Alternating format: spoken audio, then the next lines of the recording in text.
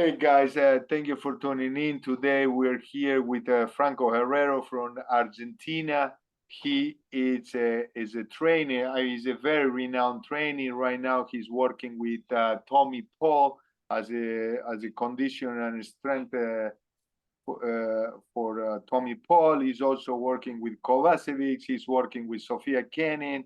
He has been the strength and conditioning director for the Chris Evert Academy, which is a huge job. And now he decided to open his own gym. So he's a little busy, but he's been very nice and give us 45 minutes to talk to him about a little bit about training. Well, anyway, thank you, Franco, for being here with us, and please. Thank you so much for being back, Javier, and thank you to everyone hearing it. So now, since you've been working with professionals, also with juniors, what do you think is the most important job for a strength and conditioning coach? What you really need to focus, or the main focus when you start? Yeah, of course. Look, I mean, I think that when you work with pros and juniors, it's a totally different world. When you get a pro, usually, unless you've been working with him since he was a kid, you're basically developing different areas of his conditioning. And I feel like when I work with a junior, I'm more into my teaching role. I feel like I'm a professor on physical education. Okay. So when I see working with a junior, with a kid, I feel like I'm more into teaching. I want them to learn different areas of the strength and conditioning training.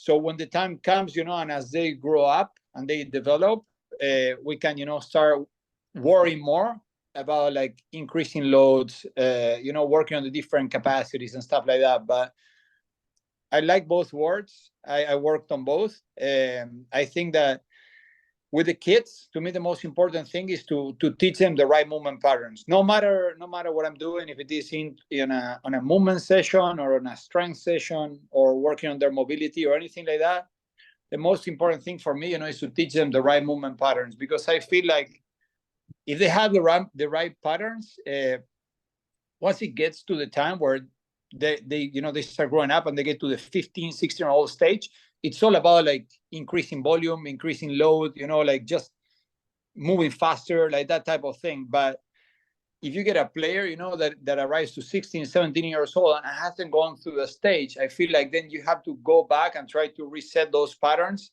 And that's actually way tougher, and it demands way more time, like trying to make those movements correctly. So of course that is going to allow the player to avoid injuries. If you get the right movement patterns in every type of movement that you do, most likely you're going to be less less risk of getting injured, and you're going to be injury free. And I always say that, to me, that's one of the biggest things, because if you're injury free, at the end of the day, you're spending time on the court. And if you're spending time on the court, you're getting better. If you're working on the right things, with your coach and stuff like that, you're getting better. So it kind of like it links everything, and it makes everything easier for the player to become a better tennis player. That at the end of the day is the goal. Very good, very good. So now, Franco, you mentioned this word, movement patterns, and a lot of people said what that means. What it means, a movement pattern, when you say this guy have to have the right movement patterns, what that means? Give me examples, that way I can understand a little more. I think that you have to go area by area. If we're talking on the strength and the gym, we're talking about like some basic movement patterns are going to be the squatting, the hinging, the press, the horizontal pressing, the vertical pressing, the pulling. And then what's going to happen is that, if I have a 10-year-old, let's put it easy. If I have a 10, 12-year-old kid, for him, to be doing like a row with the band, that's his strength training. But then that is going to translate into grabbing a dumbbell and doing the exercise correctly, or grabbing a barbell and doing the exercise correctly, or grabbing a cable. Then you can, increase loads through that. But for me, for the kid to have the right movement pattern, and without saying like, if we're talking about, let's say, because it's easy to show, but if we're talking about rowing, the person is rowing and the shoulder is going forward and coming up, and stuff like that, then that movement pattern is not right. I need to have the right rowing movement pattern. that then is going to translate to every single exercise, no matter what the equipment is that I'm using is. Yeah. Yep. So if we're talking on strength area, is that when we talk about like the speed, I'm a huge fan of athletics. Okay. And I think that they are very overviewed. You know, like sometimes people don't pay that much attention to them. So for me to work on the speed form, like having the right, you know, like working on the technique exercise, like the skip, the high knees, you know, the A skip, the B skips, the C skips, the arms movement exercises, all that type of thing. It's very important for the player, you know, to be efficient, to move properly. The same with other type of basic movements like the shuffle, the crossover, you know, all those things that they, when you go into the court, they're going to translate a lot and they're going to make you a better mover. Okay. In regard, you know, the footwork, we're talking about like starting, you know, with the basic footwork patterns for tennis, like starting to work on the stances, you know, and throwing a medicine ball properly. And then you see, you know, all these pro players like moving around like at full speed and throwing a medicine ball and recovering properly. But I think that starting, you know, those patterns kind of like in different parts, in different areas, and kind of like build it up. So then you can get, you know, to doing the whole movement or like a whole set of different movements together. So I think that you got to go area by area. And when I talk about movement patterns, I'm talking about that, you know, like moving properly, moving well. Like simple movement patterns. I see. Yeah, strength on the weight room. I mean, yeah, then you can create different exercises. And sometimes people try to, you know, do the fancy things and the things that are on internet. But at the end of the day, what's going to make you better is the basic movement patterns, well done in speed, in agility, on the gym, on the footwork, are the ones that are going to make you better, you know. And then once you got that, then you can start doing, you know, probably the fancier things, you know, and start working on cooler things. But I think that knowing those is super key. I see. So now, how much time? Let's say, how much time a professional like Tommy Paul is spending on strength and conditioning or off-court training? How much is he doing weekly? A professional when he's not competing, right? Obviously, when he goes to a tournament, he has to play this week. Probably changes, but when he's not, how much it's really off-court training? It's funny. I had a friend actually just texted me and asking me about that too. Like kind of like he's working with kids, so he wanted to know. Like, and it's, I think it's a good question. I think that it really depends on the moment of the season, how far you are from competition. Yeah, but there is an overall where you never miss that is like he's gonna be at least, you know, doing like an hour and 15, an hour and 20 minutes of a strength and conditioning session. Okay. Yeah, and then in certain moments of the year when we're away from competition or during the preseason and stuff like that, we would do probably like a couple times a week, double fitness. Yeah. At least I would say like when we're in the preseason, a good overall, we do like 3 times a week double fitness, where we go like, for example, like Monday, Wednesday, Friday double, and then Tuesday, Thursday, and Saturday one at the beginning of the preseason. And then as we move on, you know, we start kind of like going down. We do like a ladder system where we go like from 3 times a week to 2 times a week to 1 time a week to 0, like something like that, you know, kind of like a ladder building down. Yes. But it depends really on the amount of depends on many things, to be honest. It depends on the amount of weeks that we have for preseason. It depends on how in shape the player is at that moment. You know, how much you have to put on in terms of work with the player. Let me put it this way. Probably I could grab a player that, I don't know, has been out of competition because of an injury for a long time. I don't know, it comes in, it's like, look, I've been super demotivated. I've been not training that much. So I feel like, okay, I need to cover, you know, a lot of content. So it's better sometimes, you know, to split it and do more sessions. But for example, with a guy like Tommy, that I always say, you know, he's a pretty well-rounded player in terms of his strength and conditioning. Many times I don't feel that I need to do that many double fitnesses. And I feel like, I always say that to me, the less stress, the less load I put on the body, but I still obtain the benefit, you know, I still have the player in the shape that I wanted to have, the better. Yeah. Because at the end of the day, stress, you know what I mean? Like, the more stress his body, the more time I make him spend running or changing direction and stuff like that, at the end of the day, is more risk of injury too. So I need to find that balance between getting the work that I need and that I want from him, and like putting the less amount of effort to get that. The yes, less amount of effort to get the best result.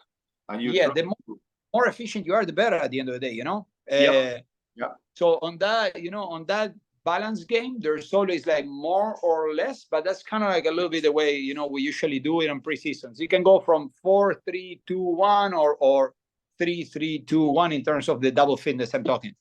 Very good. So now, Franco, I was kind of checking some of your videos. I think I saw an interview or something where you talked about, well, I train coordination.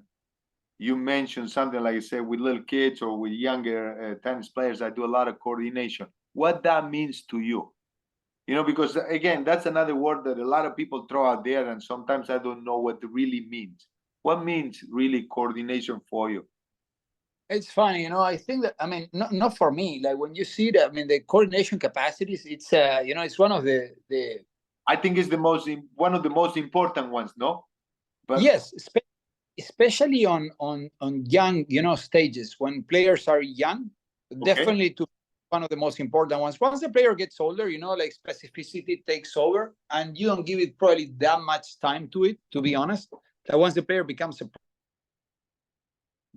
pro and you don't spend that much time like probably working on a coordination ladder, or on a coordination exercise and stuff like that. But coordination has a lot to do with rhythm to me, and there's different areas of coordination: the rhythm, the balance, the ability to balance or rebalance, when you're in position. So there's different components to it.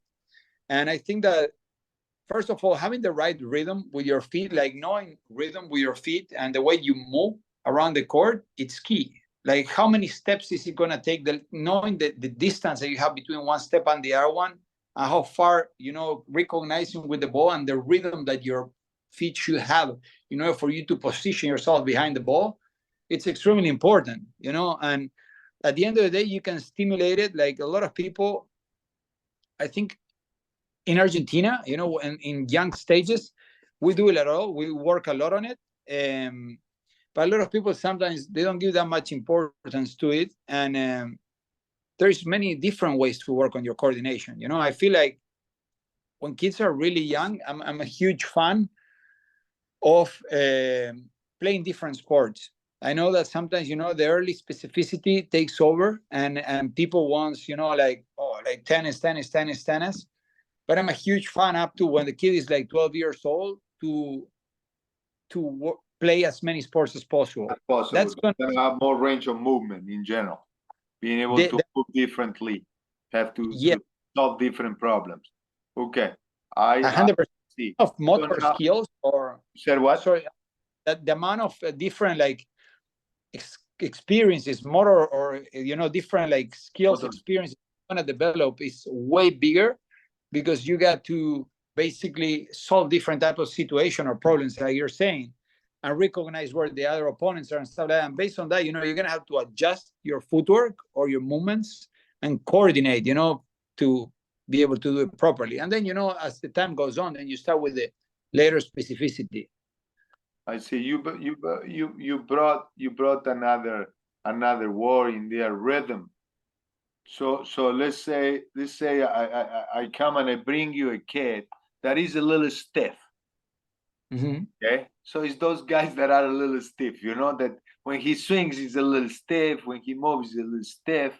And he's 12, 13. What do we do with him? What are some of the exercises that you'll do to kind of get that stiffness? Obviously, some people are just stiffer than other ones, right? And they're going to die stiff. Probably if you're very stiff, you're not going to be a very good tennis player. But let's say that we want to make them better. What do we do? What are the things, if you can give me example of, or what would you do with a guy like that? Yeah, it could be not only from lack of coordination, because we were talking about coordination. Sometimes people is like more uncoordinated. You have to address, the real problem and see where is the problem coming from. Some people is uncoordinated. So, then we try to stimulate exercises where, you have to work on that rhythm, work on that balance, start with a more static balance and move into more like a dynamic balance. Then you have people that are like very stiff in terms of, you know, like they are on a huge tone, you know, like people sometimes they're more, and that's a lot of times like related to the personality. A lot of times, you know, people when they're really stiff, it is very personality related, you know, and so I never heard that. Very interesting. So the physical thing is part of their personality. Basically, it's expression of how they feel. Yes, in the body many times. I mean, it's an expression of basically of how a person is, you know, like on their personal life and you know what their character is. So basically, there is different things that could happen. I mean, you got people that they're stiff because they're stiff. So okay, we gotta work extra on their mobility. You know, we gotta work like probably in the mornings before jumping on the court. You know, doing some extra mobility. Probably at the end of the day, you know, spending some extra time working on their flexibility. You know, like a lot of the players you see now, like Novak, you see, like we have introduced that with Tommy a lot. You know, the flexibility since we started working with Seba with his new physio. I mean, he's been doing a ton of it. You see all players are working more and more on that. So that could be if you have a person that is like stiff because he's stiff, then probably that could be the road to take, you know, like taking some extra time in the morning and working on their mobility.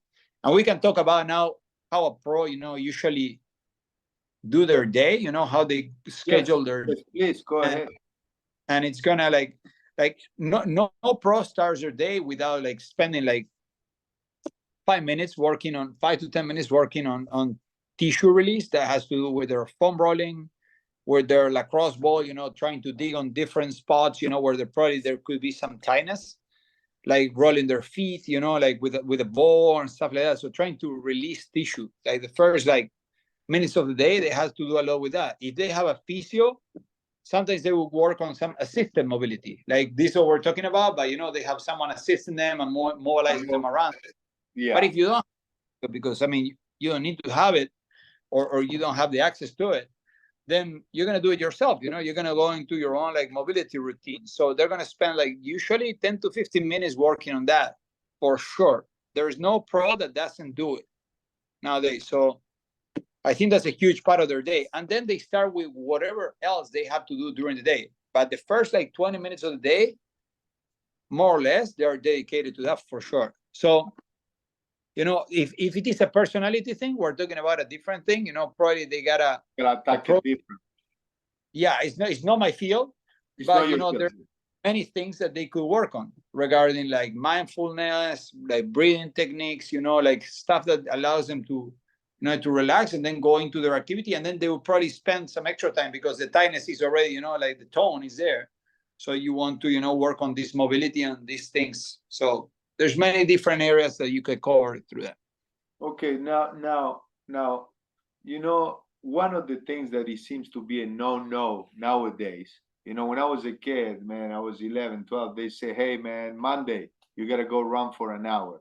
Obviously, today, if you send the kid to run for an hour, it's a no. What are other things that are maybe a no today? Look, I don't know. No. Speaking of the continuous like running, you know, the what you're talking about is, you know, what we used to do like back in the day. You know, that used to be very common. So that when you grew up, it was like run 30 minutes on Tuesday, run 45 on Thursday, and 1 hour on Saturday.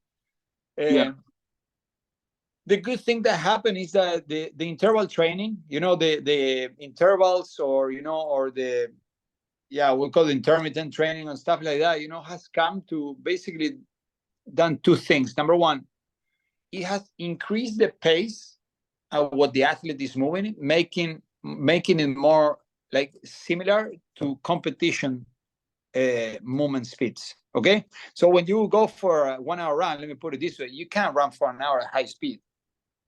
Yeah, it's so here. So what the interval training allows you is to obtain the cardiovascular benefit that you're looking for, but at the same time to move at a higher speed. Okay. So if you establish the right times of work and rest, you can obtain the same cardiovascular benefit, but at the same time, you're doing two things. Number one, increasing the speed that you're training, so it makes it similar or closer to the competition level speeds that the player is moving. So you're not training the slow twitch fibers, that people talks about, you're probably training, a little faster pace. And also, you can reduce the total volume and obtain the benefit. And that is one of the big keys, because it's what we were talking before. I'm trying to be efficient. I'm trying to create the less impact or stress in the body, but obtain the highest benefit. So that's what that gives me when we talk about that. Okay, yeah? So very good. So besides like that kind of running, basically continuous running that kind of has gotten out of style. It's like tight jeans. What else is not really a good thing to do? There is anything else that is not really a good thing to do nowadays? You get a kid that there is anything else that is kind of not useful? I think if you compare it to the old times, that was probably the biggest change. Like the managing. I mean, overall, I'm talking the overall managing of the volumes of impact, the overall managing of the volume of impact, and of course the appearance of the physiotherapy training, like a lot more like the careers of the athletes. Recovery physio idea. That's kind of what the biggest change, from back then. I think that like that and the amount of time that they spend with the physios and working on their bodies and recovering and all the recovery tools there is, the supplementation, but there's not like many no's. I'm not a huge fan of the no's. Like when nowadays people, like a lot of people is against the running, and yeah. I'm a huge fan of athletes, my players running, but at the same time, I think there is a no when there is a specific reason. Let me give you an example. I trained her from Mexico, Renata Zarzúa. She's the #1 Mexican player at the moment. She broke top 100 not long ago. I mean, she's a great player. And when I met Rena, I mean, at 15 she had her first knee surgery. At 18 she had the second one on the other knee, and she was like crazy about running. I started working with her when she was 20, and she was like crazy. She loved running. And, that's one of the cases where, because of a specific reason, I had to be like, no, like, we can't move, we can't run the volume. I don't care if you like it or not, or whatever. I mean, I can obtain the same conditioning benefit through putting her on a Versa climber or on a bike or on a soul bike without putting that much, impact on her joints, on her knees, than I do running. So let's say with another player, I work like twice a week with impact on the I'm talking only specifically on the conditioning. And on a preseason, for example, we might do like 3 conditionings a week. Out of those 3, I will usually do like 2 with impact, 1 without impact. Yeah, to give you an example. But you're like Rena, I will probably go like 1 with impact, 2 without impact, or even if it is necessary, if there is some stress on the knees, or if she's putting a lot of volume on the court, I'm gonna be like, we're going no impact, But as I say, I'm a huge fan of running, and I will see her running around, and I do with guys like Tommy. I mean, they're fine. Like if there is no reason not to run, I like the player to run. But if I know I have to do. Yeah, that does make sense. Yeah. Makes but nothing else I would say. There's not. Okay. So now, I had this situation with a lot of juniors I have had through the years, where, I mean, I don't know, obviously in Florida, some of the kids might do double sessions of tennis and all that. But what used to happen to me that these guys will go to a tournament and they always seems to not to be ready for tournament in terms of endurance. They always feel like they run out of gas. So, but these kids in general will play tennis one time a day. So they're not doing double sessions. They're not homeschool kids that do double session. How would you train somebody that is playing 2 matches a day on a weekend when you have them only 1 session in general during the week? What kind of conditioning can you do to get that guy more prepared for a tournament where he's going morning, afternoon, 2 matches? Is it possible, or it's just? Yeah, it's actually a pretty cool question. I'm gonna tell you something. Like, of course, people ask like a lot. Like Tommy trains one session a day. That's what I was telling my friend before this call. Actually, Tommy does 1 session of tennis a day. One session of tennis a day. Okay. One day. Okay. Fair. Shit.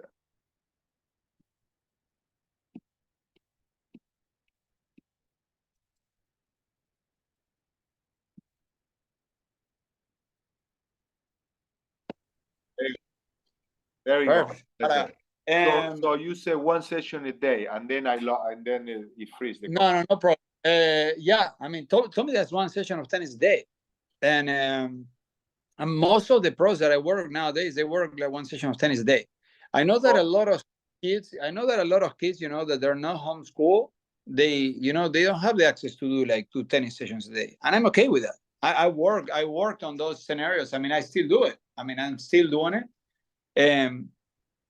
We try to maximize what we have. You know, I think that we try to maximize what we have between the coach and the fitness coach. I think that there has to be a lot of communication. I think it is a fair, it's a fair proposal. You're saying, no, they go after and they got to play like 2 matches a day, and they, they're tired. But I think that if there is a good communication in terms of the volume loading, between the coach and the fitness coach, there is ways to find, in terms of when they come into the fitness session, we're thinking that at least they do tennis and fitness once a day. No, is that the proposal? Yeah, some of them, yeah. So now with that guy, for example, with that guy that is 15, 16 and is having 2 matches or 4 matches, over the weekend, and he's training 1 session of tennis and 1 fitness, what would be an idea of to do a conditioning for him to be able to kind of somewhat get ready? It depends on the pre-season training done in January, and then you maintain, or whenever is the time off, right? Or it depends on how you train it during the week. That's what I'm. Yeah, I'm I get it. Actually, it's a very interesting question, and I'm just saying, because it seems difficult for me, and everybody say, "Well, man, I'm not physically fit for that, playing more than." So I'm just wondering what would be. It's a super cool question, and I actually love it, because it's a type of problems that I like to solve, because I always say that we're constantly, looking for ways to do the best we can with what we got. Because at the end of the day, there's reality. I mean, I always say, if you want to talk about the perfect scenario, we talk. I've been in the situation where, okay, I got kids that they do fitness 3 times a week, and that's all they can do because of their schedule. Yeah. Okay, I got to do the best thing I can with what I have. Simple, I mean, and that's as close, and I try to get as close as I can to perfect with what I got. So that's pretty cool. And look, I mean, I think it's very important on that type of cases. Number one, I think it's very important to find the training blocks. Okay. Like you can't compete back to back to back to back, because I'm not getting the time to work, and develop. At the end of the day, when a person competes from a technical standpoint, I'm getting a look at the tennis side, and there's a pretty cool between 2 Argentine coaches, like Hernán Velasco, and the volleyball coach, one is a basketball coach, and they talk about it, and they say, like, when a player competes, they're going to use the tools they have and that they feel safe with. Does it make sense? Yep. So if you need time as a tennis coach to develop their tools, and increase their tennis level and make them better tennis players, you need time to work, to develop, to put that work, so that when they go into competition, the player feels comfortable with playing that, whatever, that backhand angle that you're trying to make him play, or that backhand down the line, that probably, they stay on the safe backhand crossbar. You need time to develop that. So when the player goes into a competition, they're going to feel comfortable with doing it. And that's a pretty cool thing, So finding those, those training times is very important, but also from a fitness standpoint, and that's probably the topic that concerns most. If I have a player competing on Saturday, I can't push him from Monday to Friday or Monday to Saturday. Usually I try to make the weeks like even from Monday to Saturday, so I got like 6 days of stimulus. Now, if out of those stimulus, I have to stop pushing on Wednesday. Thursday. Yeah, Wednesday, Thursday, probably. I can push it probably until Wednesday, and then Thursday I have to be doing some light movement, But if that is back to back to back to back, then I can do it. You know what I mean? And I know that tournaments are fun and it's cool to compete, but it's very important to find the training blocks. I think that's where the key to that question is, that there has to be like blocks of 3 weeks, you know, and then you go play like a tournament, and then, you know, like another block of 3 for like, yes, you get up. And that's when the role of the coach, you guys, you know, is super important, and the communication with the fitness coach, because that's when we develop, you know, that's when we make the player get better. That's when we make the player get better on all these capacities and on as I was saying before, you know, on their tennis. Yeah. So when they present themselves into the competition scenario, you know, they're ready to perform. So you still gotta kind of have give them the trainer more closer to 3 weeks for him to be able to put some of those variables. Otherwise, it's very difficult to improve basically the stamina of the player overall or the strength. Now, yeah, if that back to back to back is what I'm saying, like just being, you know, like reasonable. If the player competes on Sunday and he has another tournament next weekend, okay, Monday I have to deload. Like probably I don't even have to train him, because for me, if the kid competes on Sunday, Monday probably might take it off. Yeah. You know, you're starting and you're going into a 14-day strike, you know, of playing tennis. So it's always that challenge, you know. And then in terms of the training, okay, you need to make the player like, if we're going specifically into the fitness, you know, what would I do in those sessions is trying to find moments where I can push the player, you know, to those volumes. At the end of the day, okay, how much volume is there in a tennis match? How much? Like, is it 3 kilometers, 4 kilometers that they're moving? 3, 4? Yeah, probably like 3. Somewhere around there, yes. For juniors, it's going to be between 2 to 3 kilometers, something like that. Yeah, or like 7%. So I'm going to try to obtain that information that I get from papers or from reviews and stuff like that, and use it to put through those weeks of training. Like, let's say Monday, Wednesday, Friday, I might work on strength, but then Tuesday, Thursday, Saturday, I got to work on movement and volume, you know, and capacity and stuff like that. So what would you do? So let's say when you're doing trying to get those legs lasting longer, so you'll say you'll train the guy for 10-15 seconds, then he rests for 30, and you'll try to sustain him working for an hour basically. That's what you'll do. But, I mean, it's one of the methods. I mean, it's one of this. There could be many methods, but let's say if I'm doing like 3 times a week of strength, Monday, Wednesday, Friday, then Tuesday, Thursday, Saturday, I have only one session. No? I could do probably like 30 minutes of speed and agility, and then 30 minutes that I use them to work on capacity, you know, something like, it could be something like that, you know, it could be something like an intermittent training or an interval training. And then Thursday, I can work like 30 minutes or 35 minutes, something like that, on their footwork, you know, or coordination, footwork balance. And then I go into like some capacity work. And then Saturday, maybe I just use it for capacity, or I can do a mix, you know, between footwork and a little. So that's when you got to play what you got and find the closest scenario to perfect that you can find, and try to make those volumes like work. Because I know that I'm going to be practicing 2 hours of tennis all those days. And if I make those stimulus good, you know, I think I can make it happen with 5-6 stimulus a week for sure. I see. Now question, you know, a lot of people, I mean, when I was a kid, you know, we will go to the gym after training. Mm-hmm. Is it better to go after training, or is it better after tennis basic, or is it better to go before? Or it depends? I think it depends. It's a good question too. It depends on the type of stimulus. And look, it depends also on the coach. Or for us, the fitness coaches, it's always nice to have the player fresh. For you guys, the tennis coaches, it's always nice to have the player fresh. But at the end of the day, the way I see it always is like, what you're trying to get with the player. At the end of the day, what I feel is they're tennis players. So for me, it's very important for the player to feel good on the court. And if, you know, and that's what makes the situation depends. Like, so what I try to do, if it is a movement-based session, like a movement, like agility, something like that, where I'm not loading, but I'm working kind of like in quality of movement and stuff like that, I don't mind doing it before. as long as the levels of fatigue are not that high, I don't mind doing it before. But if I can do it after, I like doing it after. I see.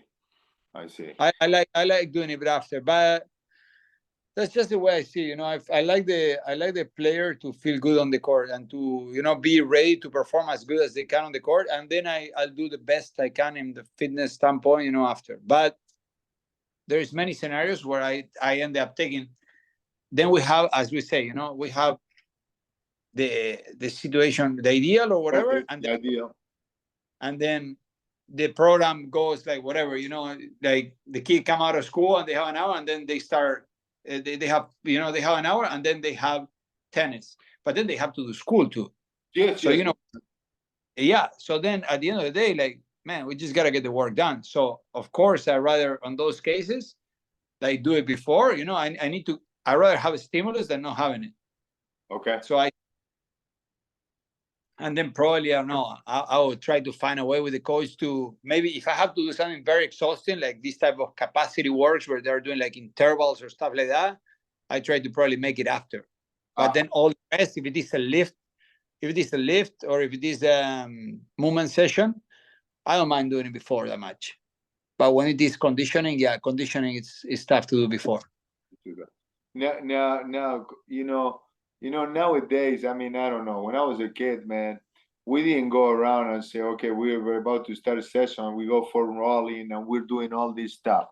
But sometimes I feel like you take the guy to the trainer, the guy goes. I mean, I'm not saying, and they're doing, the session is an hour. They do 10 minutes of foam rolling.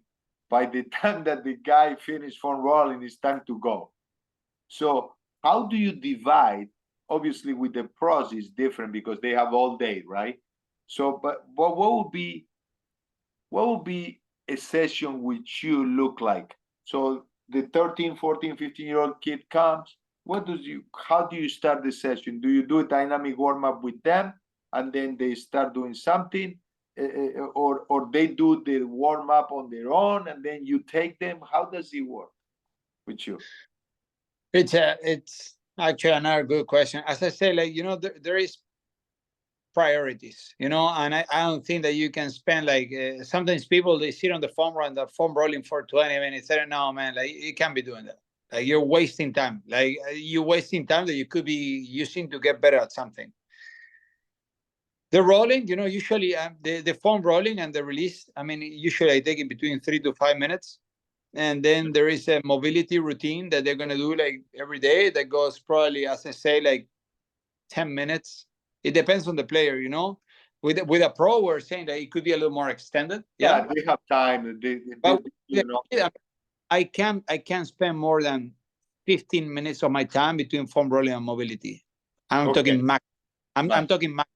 I'm saying like, 10 to 15. But what I do is I'm talking, I work on a private or semi-private like way.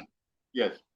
Way I like to do it is I teach my players, how to do the routines, and I give them a template with a template with videos. I have like an online program, online training, like program.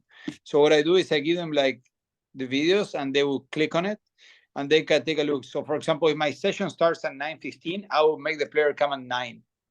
And at 9:15, I start the training session. And when I talk about the training session, I'm talking about all the hours. So I give them from 9. I bring my player in at 9, and we start a session at 9:15. And they know that from 9 to 9:15, they have to be doing the mobility, the rolling, with the lacrosse ball, wherever they have to release, and the mobility. As soon as I walk into the room and I have to get to work, we're working, And they do an hour with you, and then they do some stretching after, or they do 45 minutes extra after those. They do an hour. Oh, it's total an hour. The sessions that you do is basically an hour session.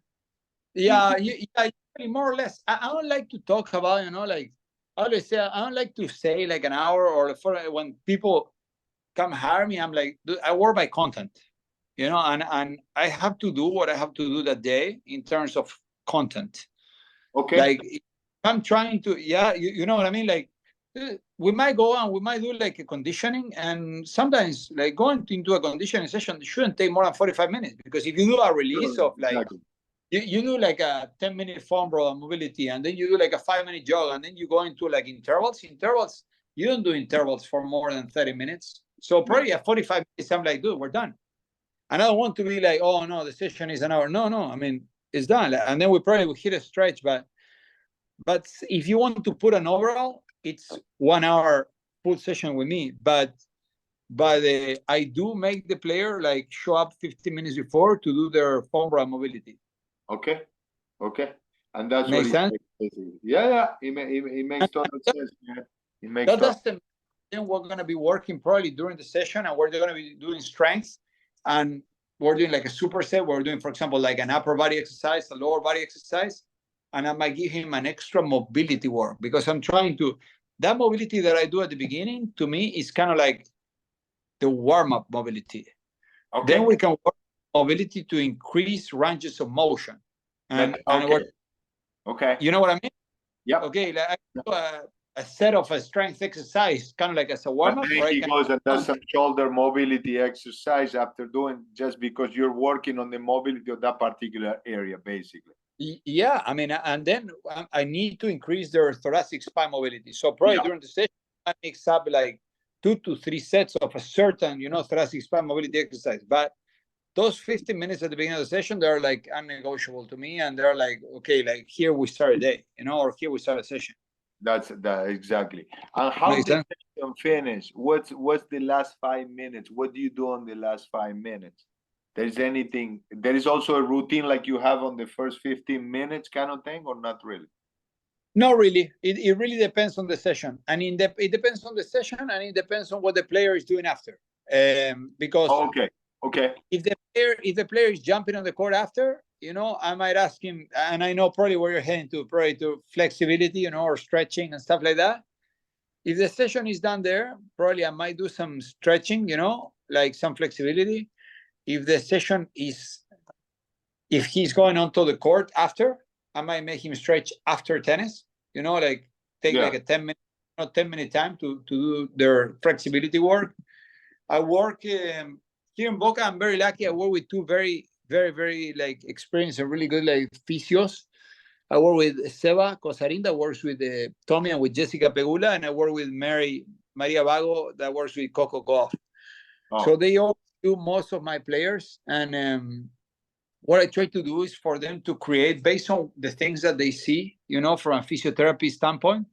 I try to make them create for my players a mandatory stretching routine. So where we try to address those things that we really see that they're like necessary and that there are 2 weaknesses. So all my players have like, okay, this is my mandatories, and they can't go a day without doing them. I see. So it makes sense. So they have their physio thing. So whatever they see from mobility or lack of stretching that they're missing, they're gonna do it with the physio. So they can, that way you don't get into injuries, because the guy's coming basically balanced in a way. You try not even do it with them, but basically they would like kind of like test them, and see, and they will communicate to me, and they will like create the routines for the player to do on their own. Because sometimes at the end of the day, like we don't have the time, like as we were talking before.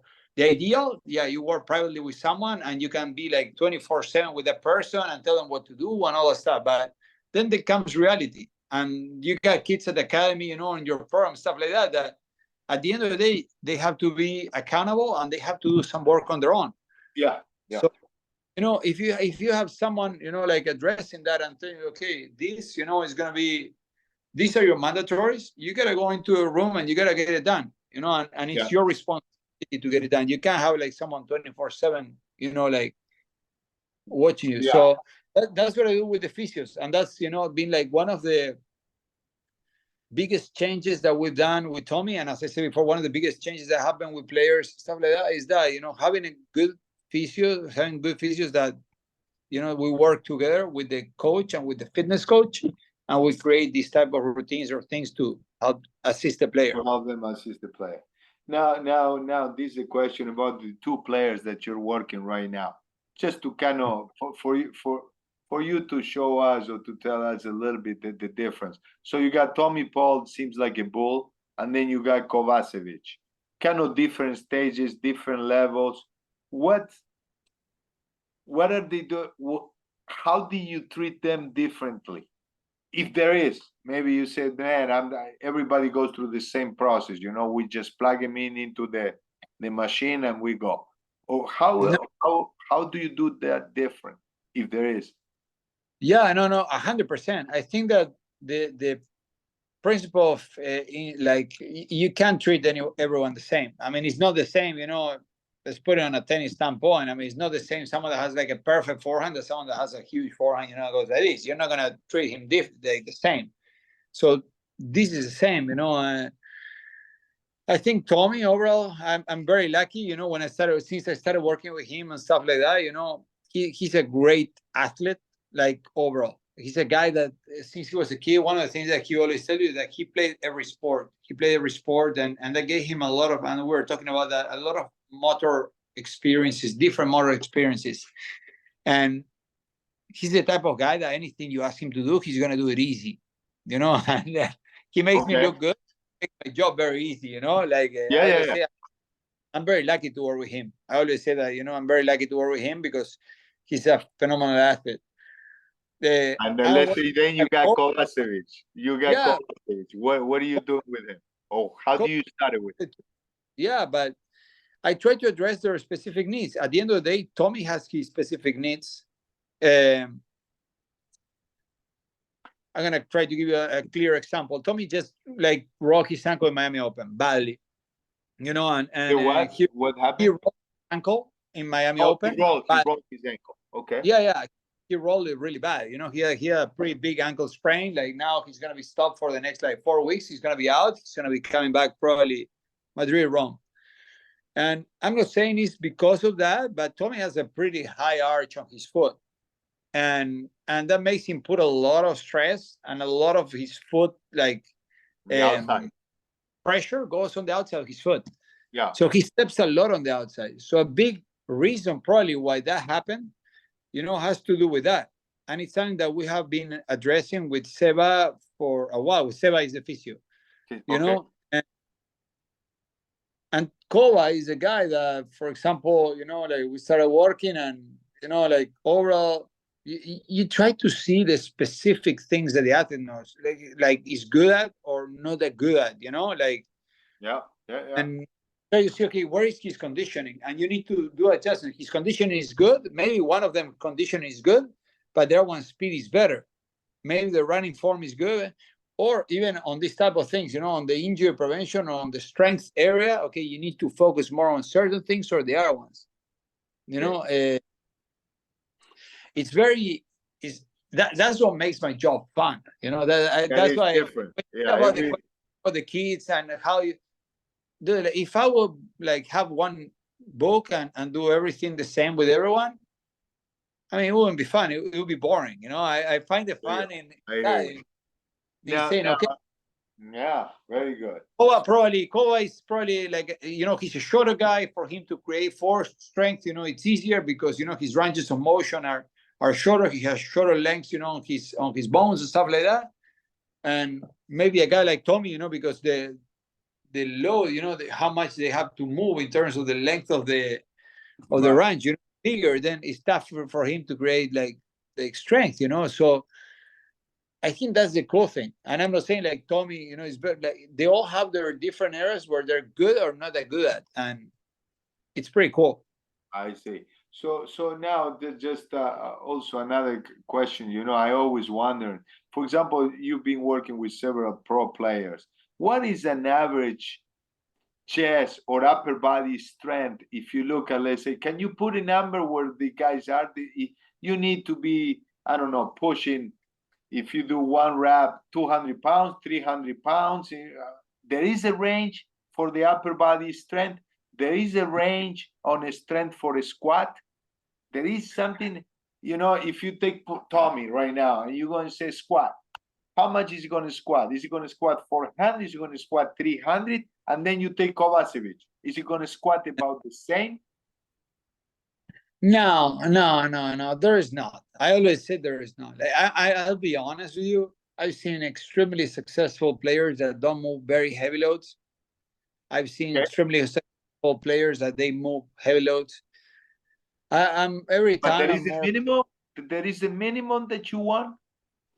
Yeah, there is certain minimums, but it's tough to put it. Like, yeah, I mean, you can have certain numbers. There is certain studies, but I wouldn't put a minimum or maximum. I always try to see, okay, where is the player at, and how do I make him better? Like, I would lie to you. If I tell you, yeah, I know this, if they don't squat this amount, you can't play tennis. Or if they squat this amount, you can't play tennis. Like, and I've seen it all, man. I've seen it like players that they barely move loads, but something that I do see all of them is that if you don't work on this sport, if you don't put the daily work, no matter what you're doing, no matter what training method you're doing, like following or stuff like that, you're not gonna be successful, or you're not gonna be successful for a long time.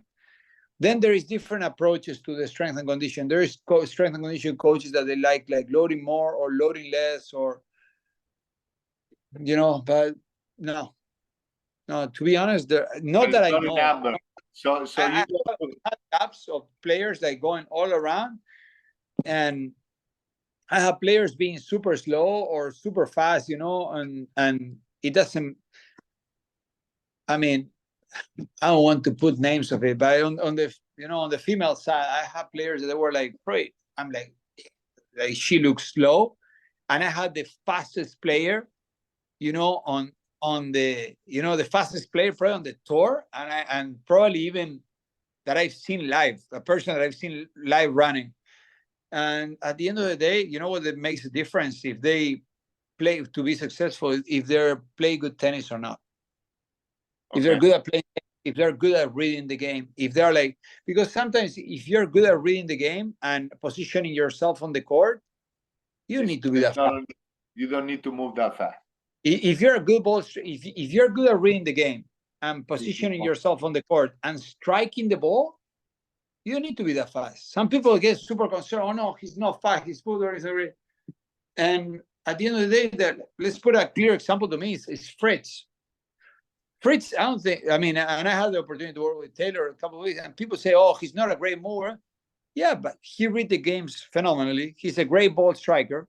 He strikes the ball huge, and he compensates with that. And then you're gonna have a player that probably he doesn't strike the ball as well, but he moves really, really good, and he compensates like that. I don't think that Sakari is the best ball striker on tour, but she's not. Yeah, but she compensates with her fitness, Yeah. I had the opportunity to work with Sonia. I think Sonia is a phenomenal ball striker and changing direction of the ball. She's not the fastest player you're going to see around. I tell you what, like, she's not going to move around like super fast, but she's great at reading the game. She knows what she is. She's super smart player, and she strikes the ball phenomenally. So it goes, yeah. So now question, now just to kind of have an idea, but so you say a strength it's really hard to put a number. So let's say in a vertical jump.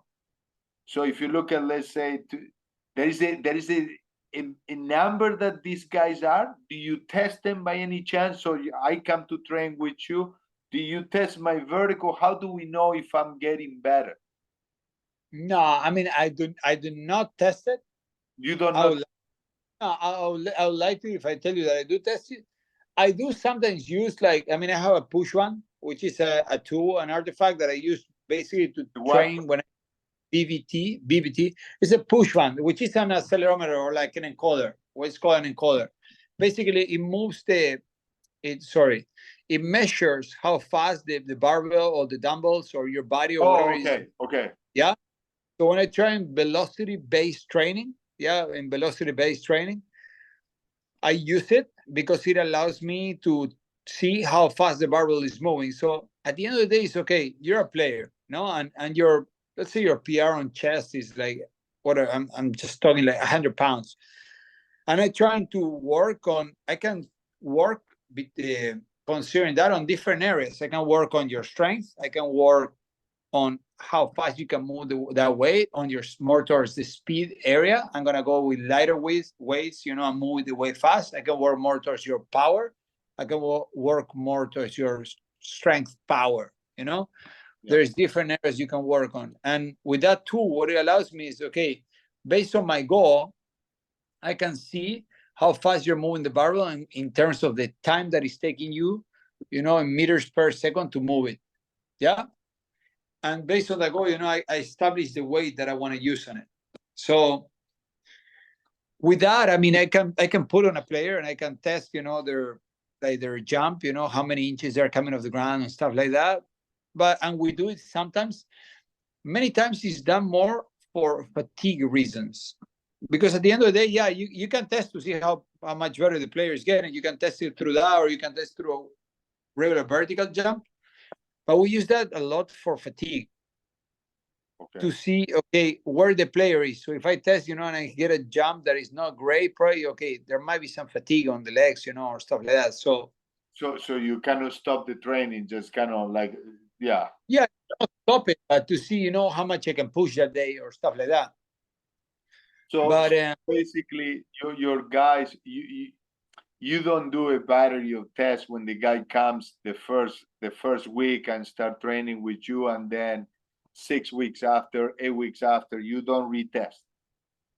Not so much. I tell you what, I could do it, or I would do it, or I can do, like, basically I can do like a conditioning test. I can do like a speed test, see how far yes. I create a battery of tests easily, yes, and it can be done for sure. You know, I can do like a bip test for conditioning. I can do like a speed test where I can like measure a certain amount of yards. I can test their PR on squat or certain movement patterns. Like, okay, test the pull-ups, test the, you know, the chest press, test the squats. I wouldn't probably test a PR because I wouldn't go into a 1 rep max with a tennis player. I don't like testing 1 rep max. I'll probably test them 4, and then there is different equations. Like if you want to talk about testing, you know, like basically like that's what I'll do. You know, I'll test probably like 4 reps, and based on that, like establish the PR. You know, there's equations that allow you to establish the PR based on a certain amount of reps. I can also test, like, there's even tennis specific drills that you can do, like, or you can test like the spider drill or the yeah. So you don't use that stuff. Now I'm just wondering if you use that, if you use something for measurement. That's why I'm coming to. Yeah. That's why sometimes, I was just curious. You know what happens? I'm talking with the pros, with juniors. I mean, if I have an academy and I have a junior all day, sorry, maybe I didn't.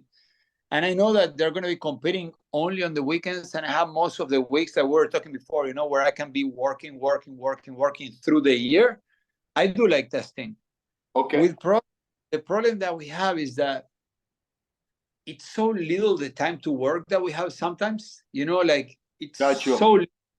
And sorry, and this is probably going to clarify the answer. I'd rather be working than be testing sometimes.